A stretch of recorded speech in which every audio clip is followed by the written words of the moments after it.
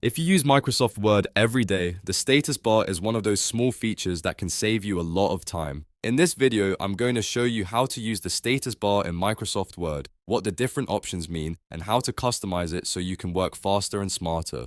If this tutorial helps you out, make sure to hit like and subscribe for more easy Microsoft Word tips and tutorials. Let's jump in. First, open Microsoft Word and open any document you want to work on.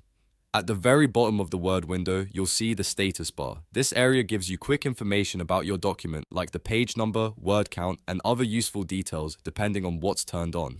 Now, the status bar is more powerful than it looks. By default, it can show things like your page position, how many words are in the document, and whether spelling or grammar checks are running. But the best part is that you can customize it to show exactly the information you care about. To do that, move your mouse down to the status bar and right-click anywhere on it. A menu will appear with a list of options. These can include word count, page number, line number, section, language, track changes status, and more. If an option has a check mark next to it, that means it is currently enabled and visible on the status bar. For example, if you want to keep an eye on your document length while writing, make sure word count is enabled. If you're working on a long report or essay, this is a very useful way to check your progress without opening any extra menus. If you want to know exactly which page you're on, keep page number turned on as well. You can also enable things like line number if you're editing a draft and need to reference specific lines, or section if you're working in a structured document with multiple sections. Depending on your version of Word, you may also see options for accessibility, zoom, and editing language.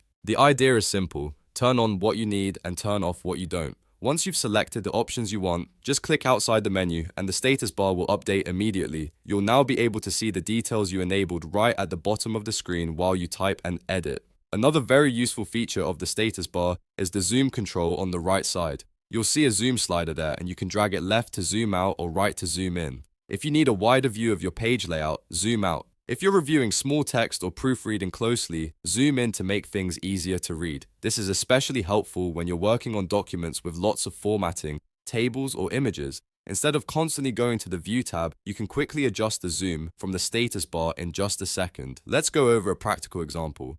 Imagine you're writing a long document and want to track your progress. You can right-click the status bar, enable word count, and then keep an eye on the number as you write. If you're editing a multi-page file, you can also keep page number visible so you always know where you are. That small bit of feedback can make editing much smoother. The status bar is also useful for checking whether certain document features are active. For example, if you're collaborating with someone else, you might want to see track changes status. If you're working with different languages, you may want language displayed. These little indicators help you stay organized without interrupting your workflow. The best part is that once you set up your status bar the way you like it, Word remembers many of your preferences, so you don't have to keep turning things on every time. That makes it a great little productivity tool for regular users, students, professionals, and anyone creating documents in Microsoft Word. So, to quickly recap, open your document, look at the status bar at the bottom, right-click to customize the options, click any enabled feature like word count to see details, and use the zoom slider on the right to adjust your view.